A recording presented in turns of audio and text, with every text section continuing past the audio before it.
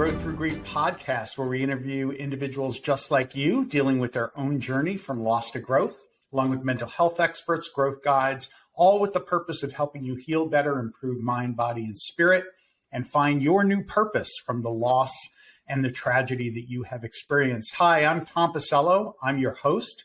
I'm a growth evangelist, as well as a fellow widower, having lost my beautiful bride of 19 years, Judy, some 5 years ago, almost to the day. My guest today is a very special guest. He's the author of the book, Widower to Widower, and he's Fred Colby. Fred lost his wife of 45 years and mother to their two daughters, Teresa, in 2015 to cancer. I'm so sorry, Fred, for that. Fred has had a long career in politics, education, nonprofits, worked in leadership, fundraising, and marketing for those. And he leveraged all of that extensive writing experience during those careers to help capture his grief journey and the lessons learned in the important book, Widower to Widower. And I do recommend that book for all widowers. We do have it listed in our tools section as one of the best widower resources. We're here to talk today with Fred about 3 common challenges he sees in the widowers community that he sees many widowers facing time and again, and how to potentially transcend these to help with healing and growth. Fred, welcome. Hello, Tom. Thank you. I'm looking forward to our discussion. Awesome. So I love origin stories. Tell me how you and Teresa met. Well, I was attending a community college on my 3rd attempt at completing my education. And I had met a friend there, and we would alternate when our parents were gone, hosting parties at each other's houses. And he had met this gal in one of his classes and told her we were going to have this big party. Why don't you come by? And she and a group of her friends, all gals, were on their way to Los Angeles for a really big party. So they said, we'll stop by for a little bit. Yeah. So when they stopped off, I met Teresa. She was there for 1.5 hours. I had her number. And I knew it was all over when she left. We dated exclusively. Yeah, it was all she wrote. We dated exclusively from that point forward and got married about 1.5 years later. That's amazing. And I always love how, chance, happenstance, maybe fate, and certainly destiny plays into this. What if she thought the party was too small compared to the big party she had to go in LA? Right. What if you didn't have that 3rd attempt at the community college education? Oh, I know, for sure. I know. It's so amazing, but also so precious that we get to meet, our life partners a lot of times in these special ways. Now, you and Teresa, you built a family with the 2 children. Tell us a little bit about that. Well, I had to complete my college after I left Mesa Community College. I went up to Claremont McKenna College, which is used to be Claremont Men's College, and she worked at Pac Bell, so she was able to work up there while I completed my 4-year education. Then we moved back to San Diego, and it was a bad time for finding employment, so I ended up in retail, as many of us did back then, and worked for Long's Drug Store for 5 years. Wow. Absolutely hated it after the first year, but didn't know what else to do. So we moved in to near one of the stores I was given the floor management for, and started having babies. Yeah. First daughter and then a second daughter 3 years later. And by that time, I'd moved out of retail into marketing side of things. So I'd had all of Southern California as my area. Then I happened to go to a political campaign for John Garamendi. He was running for California governor, and I was very impressed by him and his ability to know all the topics that were on the table at the time. And so I did some work for him through the campaign. And after that one was over, I signed up for another campaign, and I broke out of that whole retail thing. I started working for nonprofits, primarily fundraising to start. And at that time, Teresa left Pac Bell and stopped working there, started volunteering in the schools and so on. And we had her family nearby, my family nearby. So it was a great situation for us at that time. And then, grew up, the kids grew up. Of graduated from Scripps High School and Mira Mesa High School. And at that time, we moved to Oregon for 3 years. Okay. And then both the daughters moved to Fort Collins, Colorado, started having grandbabies. So, what are you going to do? Yeah, we moved to Fort Collins. And Fort Collins is not a bad place. Yeah. That town. Boulder is my favorite. Not a bad place. This is a good second. Yeah, you got the mountains right there, hour from Estes Park. Yeah. It's a great place. But then we found out in 2014, about a year before she passed, that she had uterine cancer. Oh. And she went through the whole gamut of things: surgery, chemo, radiation. And during the chemo, I knew something wasn't right. Mm-hmm. Because I'd go to the place where she was getting the chemo at the hospital and talking to the other people that were there getting it, they would have a good week and a bad week. Mm-hmm. So you'd have a good week where you kind of recovered quickly, and then you'd have a bad week where it just dragged out through the whole week. Teresa only had one good week. Oh, yeah. So I knew something was not quite right. And we ended up taking her in for a blood transfusion, and she walked in, went out in a wheelchair. Oh. That night she had a heart attack. We took her into the hospital.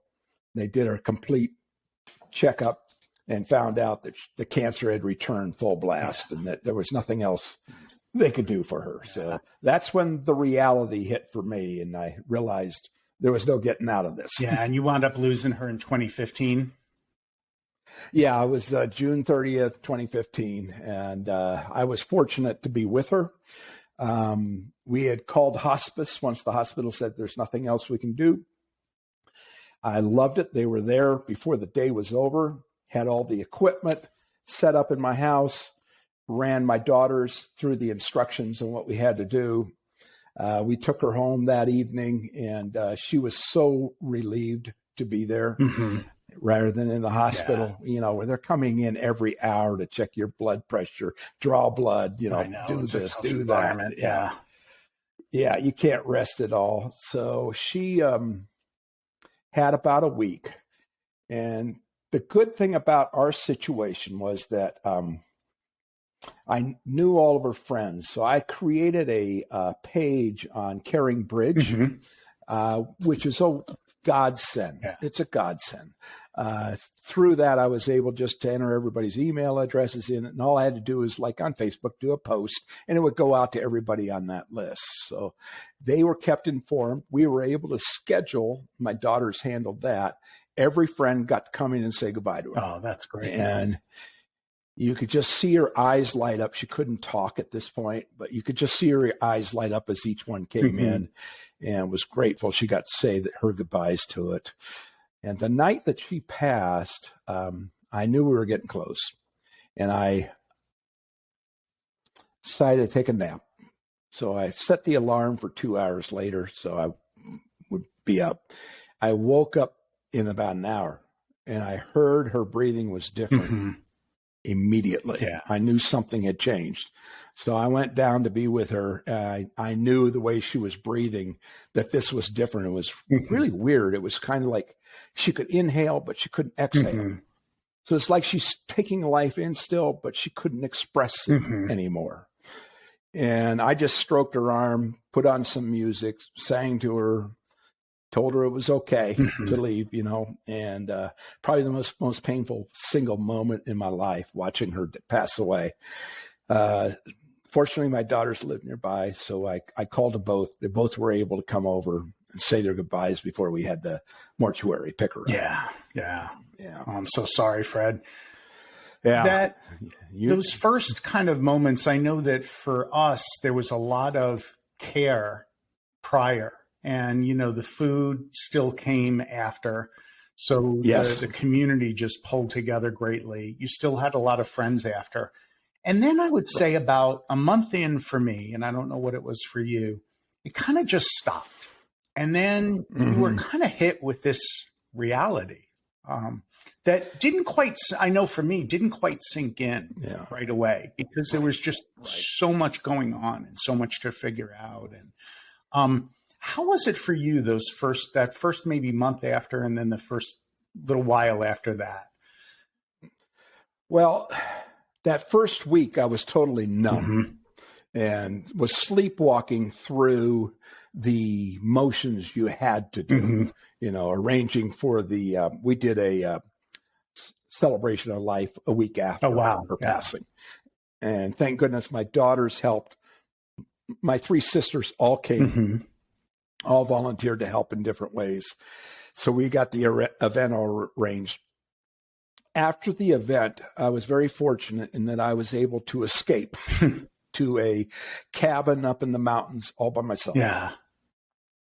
And I will tell you, I took as much material as I could on grieving because I had no idea what this thing was that I was going to have to go through.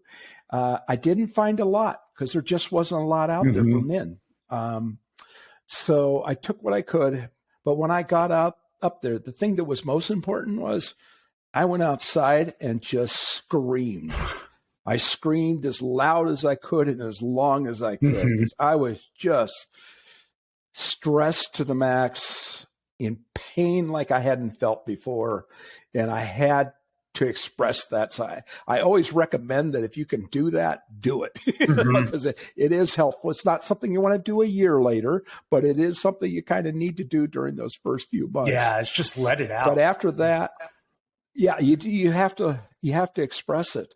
And I did read what I could find, and there was some of it was a little bit helpful, but I found when I got home the next week, I had to really start digging. And I still wasn't finding a lot. The only book I found was at the hospice that I was starting to go to for some therapy. And they had a book called When Men Are Left Alone. And it's the only other book I found in that period that was helpful. It was written. It's no longer in publication, unfortunately. Yeah, I know. I haven't seen that on Amazon. I was going to ask you about it. Yeah. If you find one, it's like $300 or something, because somebody got it at a garage sale. They're trying to sell it. They know there's no others out there anymore. Yeah. And Fred, you're so right about that. I mean, when I started to do the research and I started to look for help myself, your book was one of maybe 4, 5 that are out there. Right. There's more books on how to date widowers than there are actually to help widowers, which blew me away. Yeah, me too. So I did find that during this period for, I'd say, up to about 6 months, that my challenge of being able to sleep was horrendous. I'd have nights where I was lucky to get 2 hours just because I was so stressed about everything. And you already are psycho-emotionally totally messed up from the death of your wife. Now you throw on the lack of sleep. Yeah. And it just accentuates it to the max. Dealing with it is really difficult. The only thing that helped me a little bit was going to a therapist.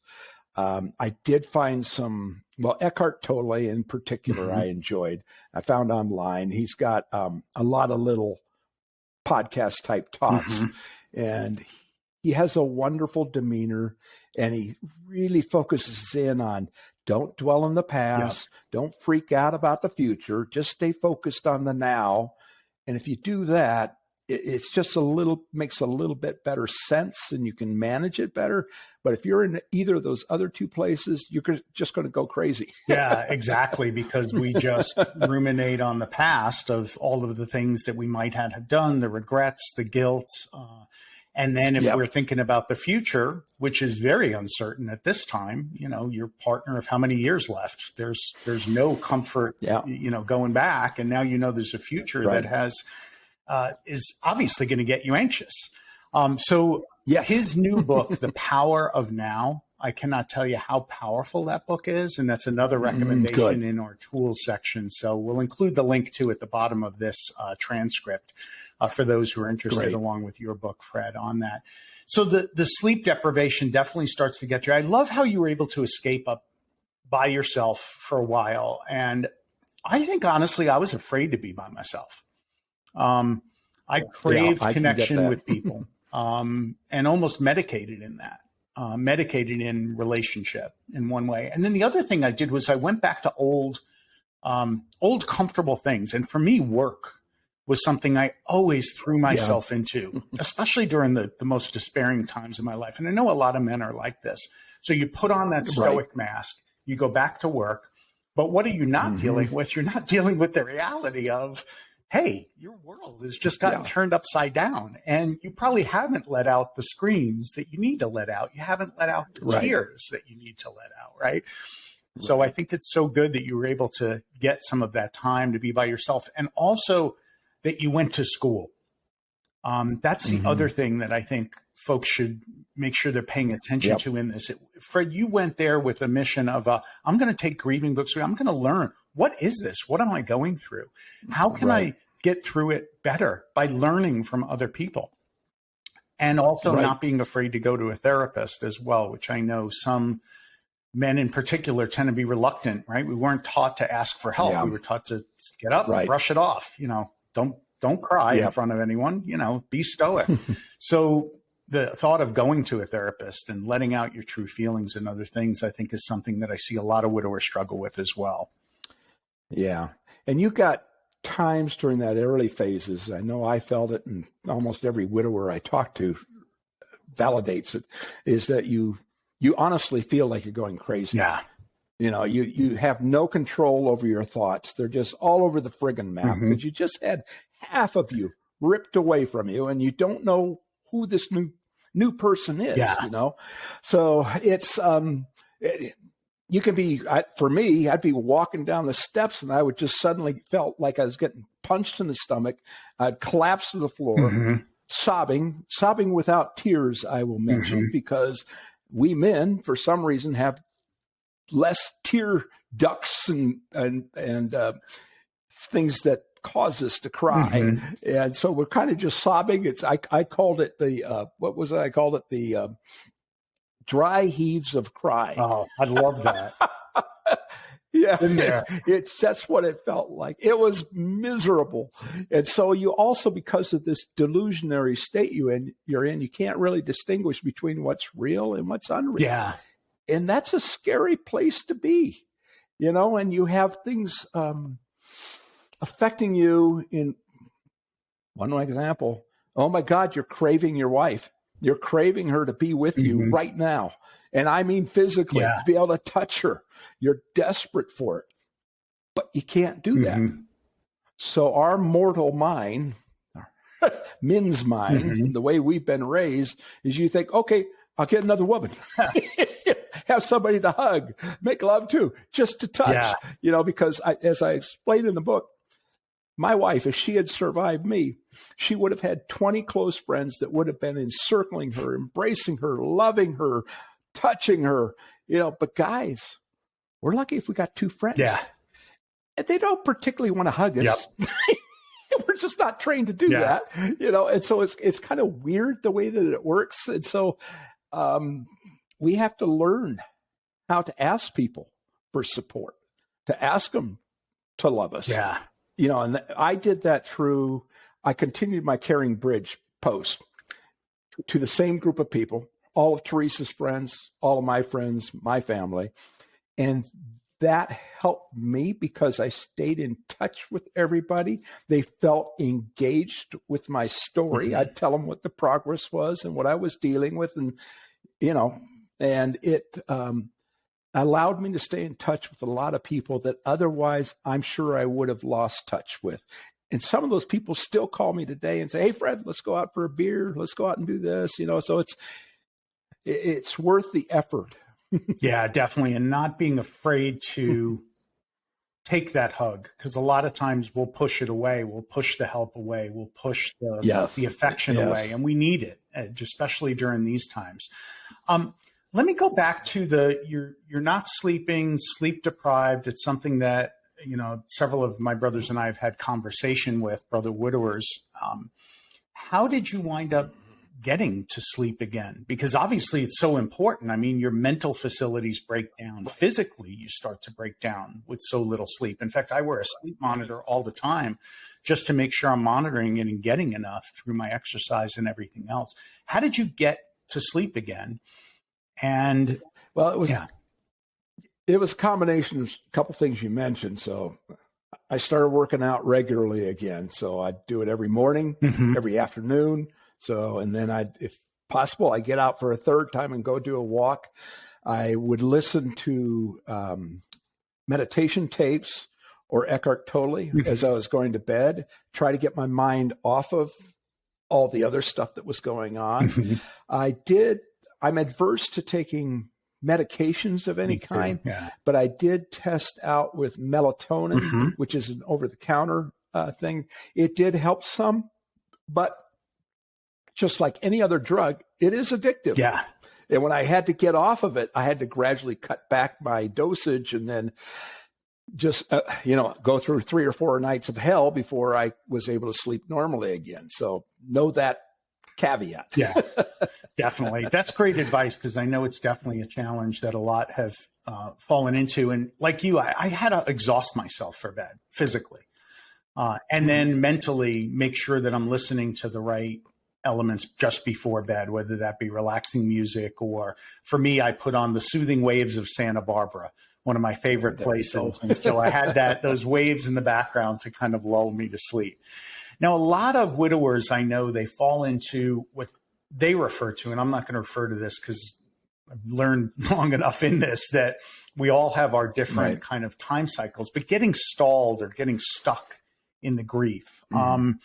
2-3 years in, they're frustrated in that they're just as depressed or just as triggered or just as whatever, and they feel like they shouldn't be. Talk about why so many fall into depression. I mean, neither of us are clinicians, right? And we're not psychologists, but let's just call it like not clinical depression, but just they feel like they're depressed. They feel they can't get out.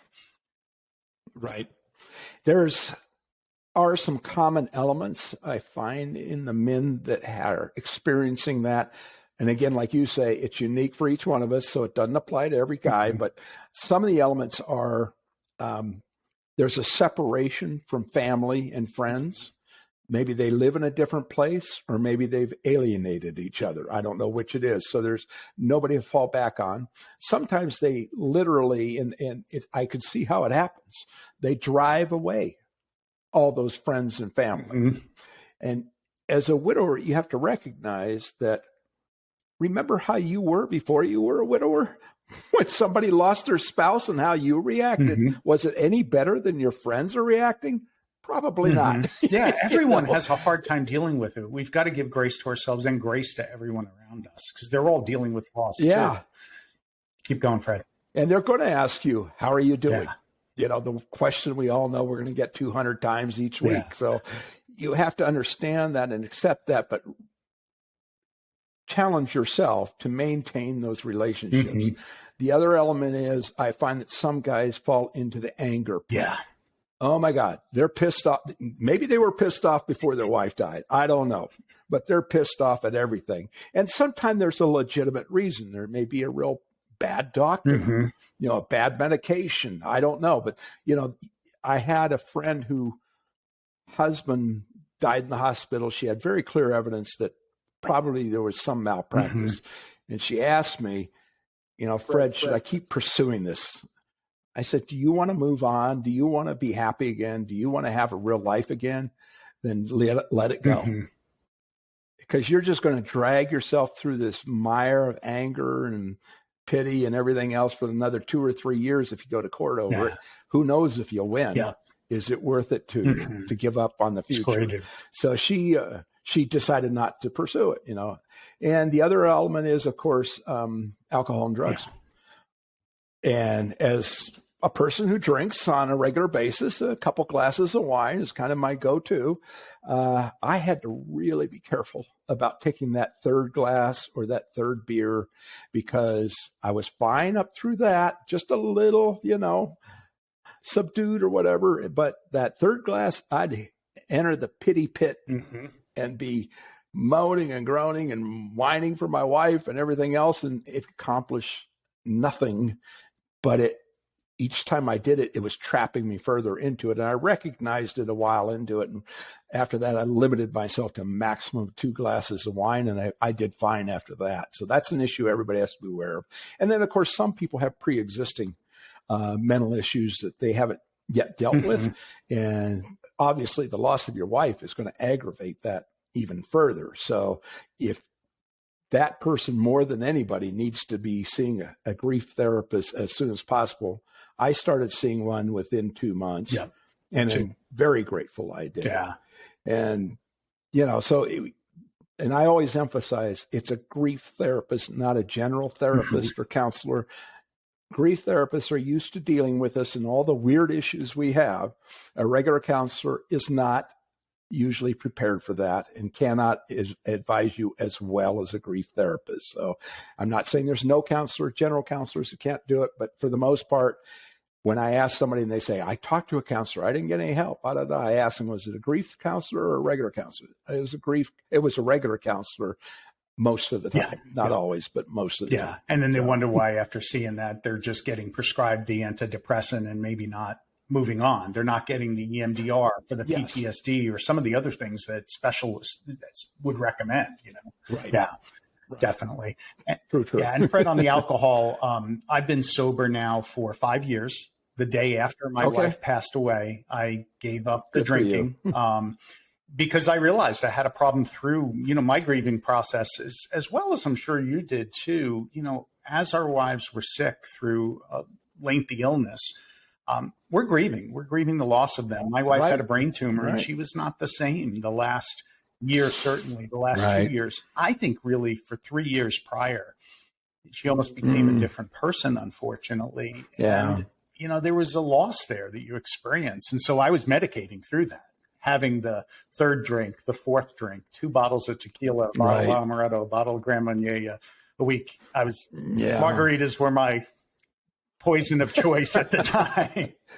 And I overindulged, and, it wasn't healthy for me because obviously that is a very sugary drink. So I ballooned my weight up to like 250 pounds and I'm now 60 and 70 pounds lighter, which is a good thing. Good for you. And, just having the clarity to face this heads on, I think is important. Now, I agree in the beginning, it's tough to do that, but I'm an anomaly. Giving it up the day after. I mean, most people need, if you're drinking a little bit before, have the 1 or 2 glasses of wine to calm yourself down. But do realize that if you're medicating with it and you can't say to yourself that you're not, then at that point you need to think about cutting back as you did. You've got a limit, a hard limit, or perhaps giving it up for a week or 2 and seeing how you feel. And for me, that was all I needed to do was a few weeks. And then before you know it, 8 pounds had dropped. 10 You're locked in. Yeah. And all of a sudden you're like, well, I'm feeling better. I'm not cloudy in the morning. I can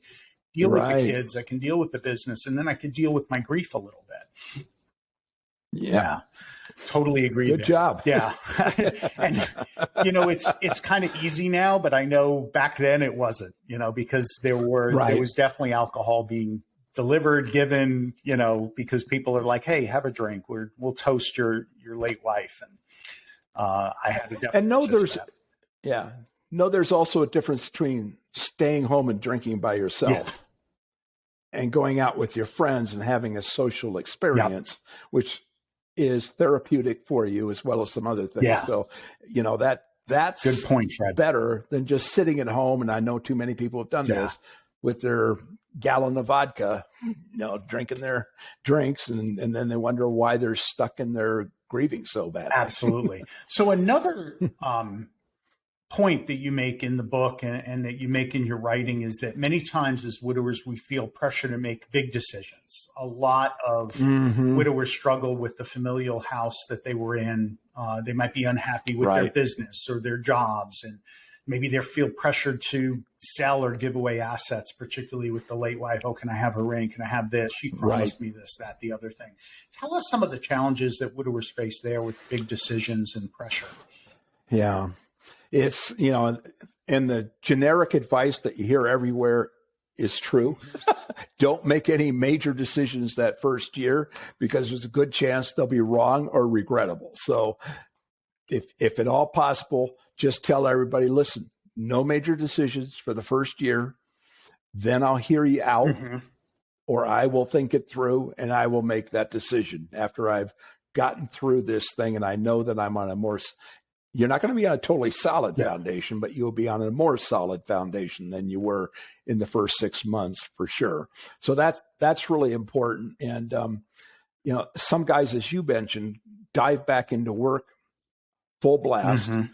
And oftentimes, I don't care whether it's a house project or a job, I did it with my wife in terms of redoing her craft room and sorting all the photos and all the cards and stuff like that.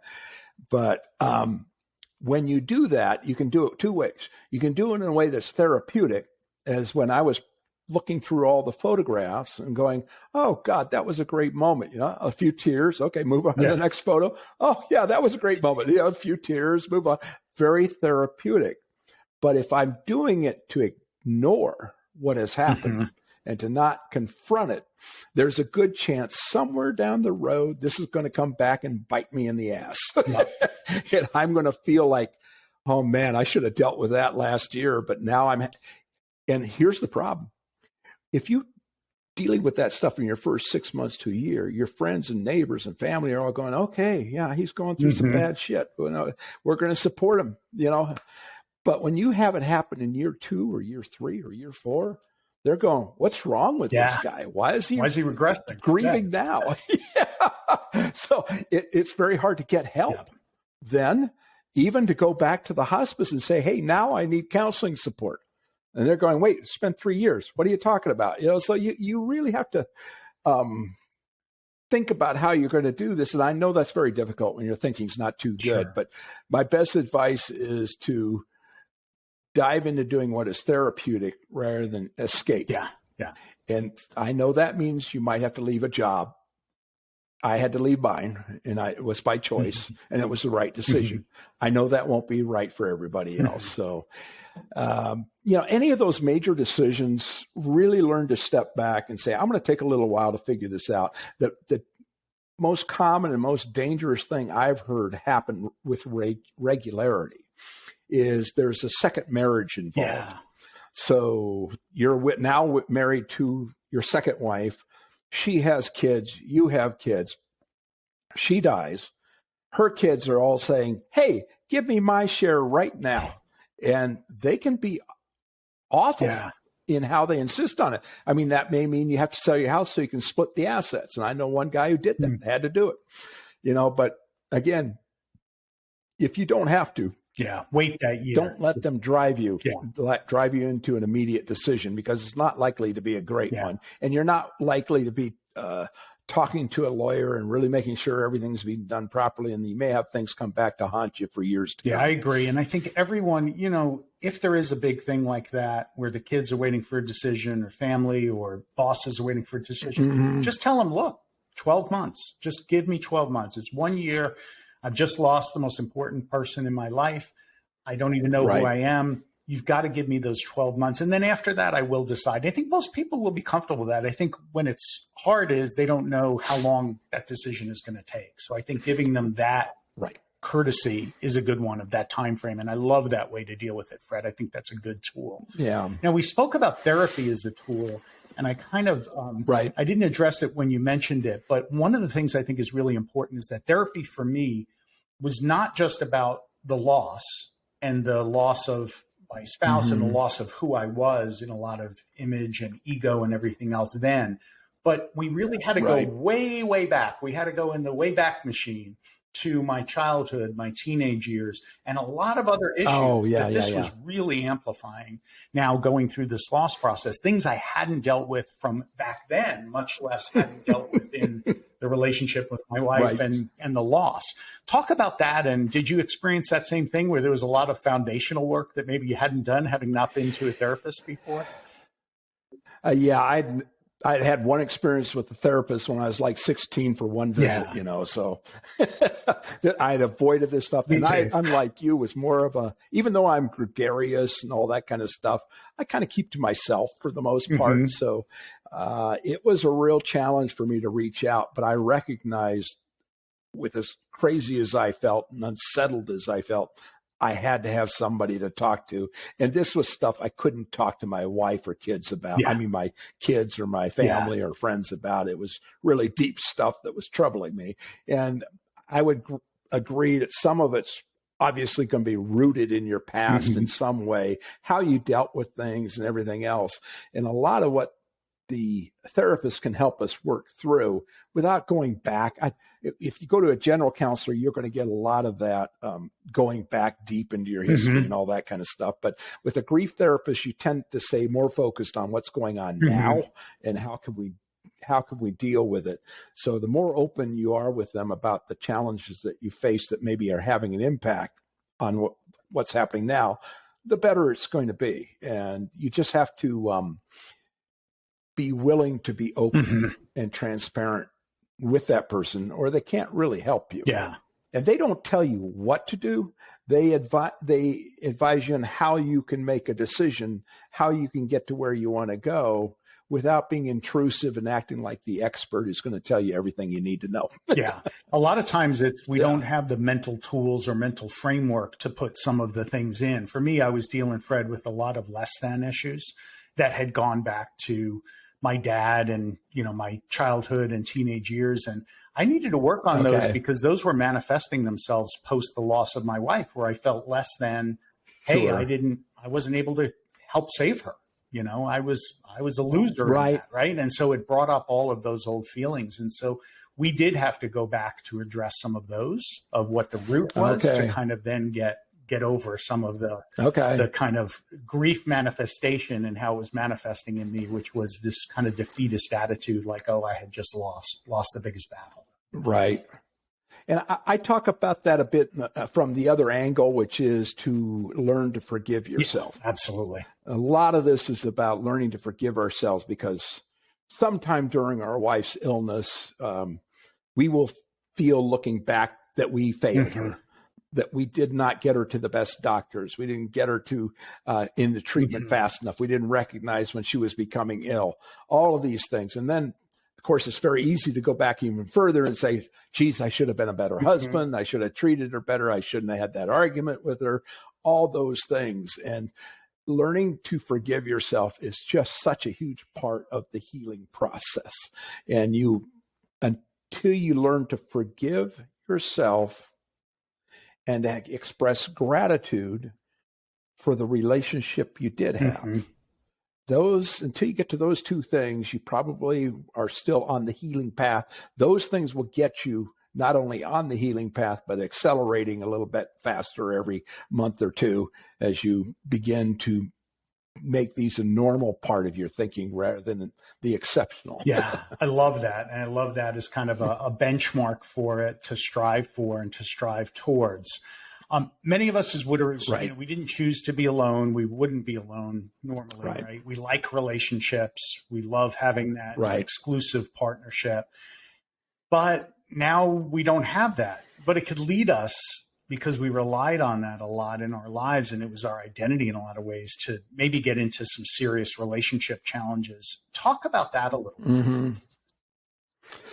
Well, most of the widowers I know of have this challenge. There's some who have had such a great and long relationship in their later 70s or 80s and stuff like that. And they're like, Fred, I'm just not interested in having any more relationships, But I've met some who do, no matter what their age group might be.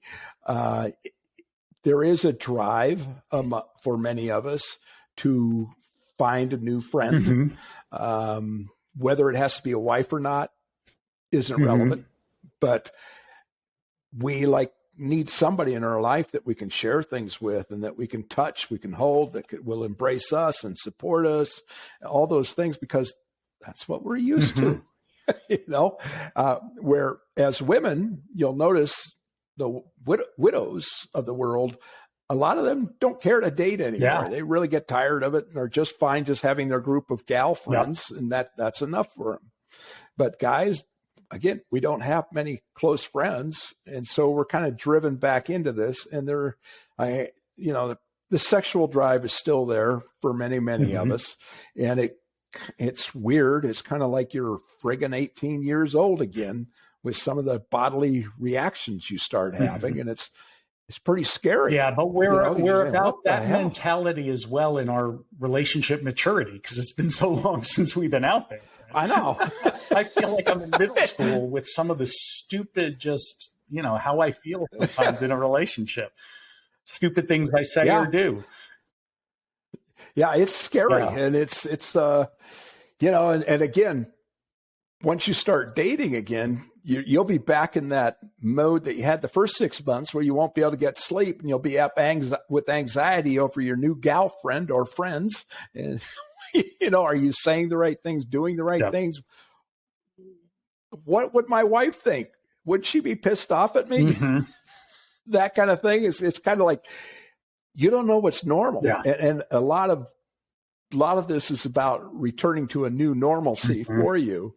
And so I always I preach to the widowers, do not get married in the first year. Remember that first year, no major decisions? This is the biggest one. Major decision, so, yeah.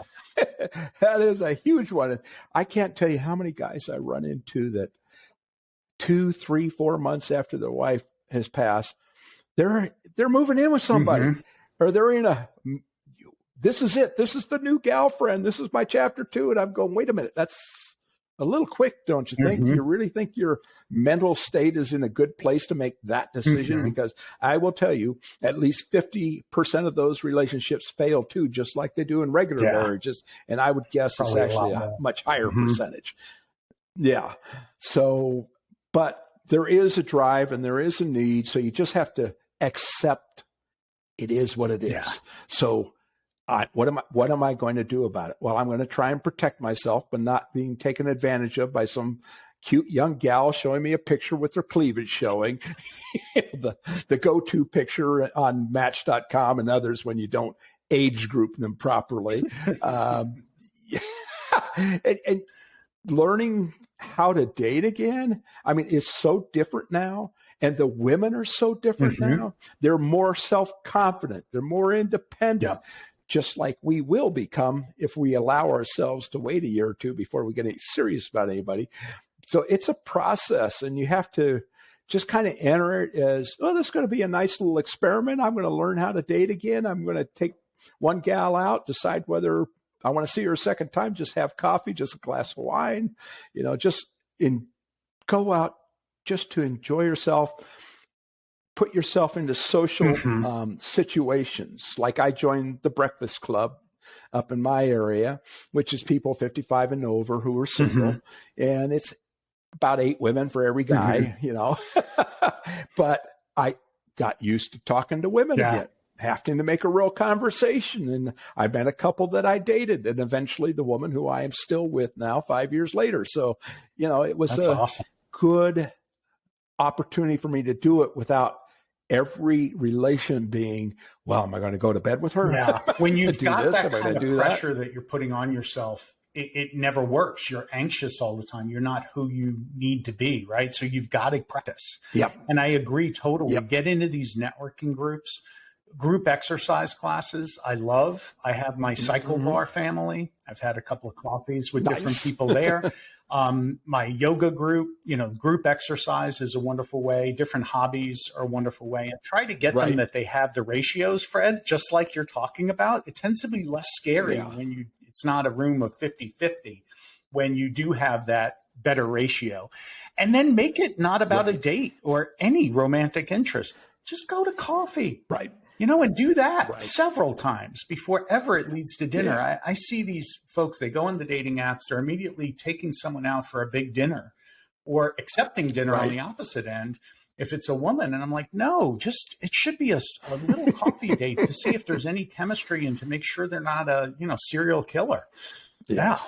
Right. I mean, or somebody who wants to take your money. Exactly. And so there's no pressure with it. And I think that's the key. I've heard so many men struggle with the dating world when they get back to it. And it's like, you got to take the pressure off. You got to just make it like, I'm out to make friends and to meet as many people as possible, not as many girlfriends as possible, potential future wives as possible. None of that pressure. Right, Fred? Yeah. Right. Yeah. And I did at the beginning. I mean, when I signed up for Match.com, it's like all the single gals, they know when a new guy comes on because there's, again, many more of them than there are of us. And I had like 10 dates in 10 days with 7 different women. Yeah. And it was like, what the hell? And some of them you go one date and you go, nah, not interested. Yeah. So you do learn, what am I really looking for if I do want a new friend? And it can be a platonic friend or a serious romantic friend, either one. And you learn that, well, for me, I didn't want the gal who just talked about how she was buff and she was running up and down the mountains or this and that. I don't want to work out 4 or 5 hours a day. No, thank you. So you learn kind of to eliminate the ones that, it's like I did with Grant. Yeah. You eliminate all the opportunities out there that you don't have a chance to get, and you focus in on the ones you do have a chance to get. And then that's what you work And part towards. of that too, Fred, comes to, you've got to get out there a little bit to know what you like and don't like, and then also do some introspection. And one of the things that I did was when I started to be more successful in dating was I literally wrote down a list of, here's everything that I value, my value system, what it was. And I actually have that posted on the site. Here is my value system. And then I also had a similar list of, well, here's what I'm really looking for in a partner. Now, not everyone is going to check every box, and I don't hand the form to someone and say, hey, fill this out. Check, like you go in. I hope not. And you spend 10 minutes filling out the form, and then you check it. It doesn't need to be like that, but you need to do that work to know what you want and don't want, and what you value and don't value, and just make sure it's all aligned, that there's alignment there, because it is too easy to get fooled by the pretty package, for lack of a better term, with it, and someone who's pretty and we're all drawn to and it. they're paying attention to you, kind of thing, when we haven't had it for a while, potentially. Yeah. Right. Definitely some risk there. And I agree with you. Try not to have that year fast rule of, you're not going to move in, you're not going to marry, you're not going to really get totally serious. Doesn't mean you can't be in a platonic relationship, but it does. You just have to make sure that you're not overcommitting that first year in that big decision. One last word I'd say on this is, do allow that if you get out there and you do your homework and you kind of figure out who you are now and kind of figure out what you're really looking for in a woman, do allow for the times when it can strike, just like it did when you were 18 years old. And that's how it happened with me and my new gal friend. We had seen each other at these events, talked to each other a couple times. One night we ended up sitting next to each other and talking all night. I walked out of that bar, where the dance bar place, and said as I walked out, now that's what I'm looking for. Just a really nice, sweet gal, and it's just, once I dated her a couple more times, I knew this was as good as it was going to get. That lightning does strike. So I love that. It still can strike, yes. And there's a couple of books as well. I don't know if you've read any of these, but a couple that were really helpful to me too, because just like in the grieving process where you want to learn, or the growth process where you want to learn, I think we've got to learn to date again. And so, the book Beyond Boundaries was a big one. Being able to set boundaries and understand boundaries. I think that was Getting to Commitment was another book that I read that was a really good one. Nice. And one that I needed work on, because I tended to be too nice of a guy, was No More Mr. Nice Guy. And it's a bad title, because it's not at all about not being a gentleman or about being an asshole at all in a relationship. It's quite the opposite. It's just setting boundaries and being not having someone walk all over you to the point where you're the one that's giving all the time, and then all of a sudden you explode 6 months later because you've let them do that. Meanwhile, it was your fault that occurred. Yeah. So there's things we have to go to school on, and that's definitely one of them, is the relationships. Fred, man, we can talk forever, but I know we've got a deadline. I know. What's the one piece of advice you'd like to leave our widowers, our growth warriors, with today? Well, the most important things I tell guys when I first talk to them is, know that this is perfectly normal and that you are not going crazy. You're going to be okay, but ask for help and accept it. I know you may think you don't need it, but I'm here to tell you, you do, and it can help. Yeah, you don't have to go through this alone. Definitely, Fred. And thank you so much. I'm going to post fredcolby.com. I know that's a resource that people can go to find out more about the book. Widower to Widower, and definitely order that. It's listed on our site as well, so you can find it there. Fred, thank you so much. Thank you, Tom. This has been great. I've enjoyed the conversation. Awesome. Thanks for listening to our Growth Through Grief podcast. If you liked what you heard, hit the like button. Be sure to subscribe so you can stay up to date and on the latest episodes. And until next time, my growth warriors, keep growing.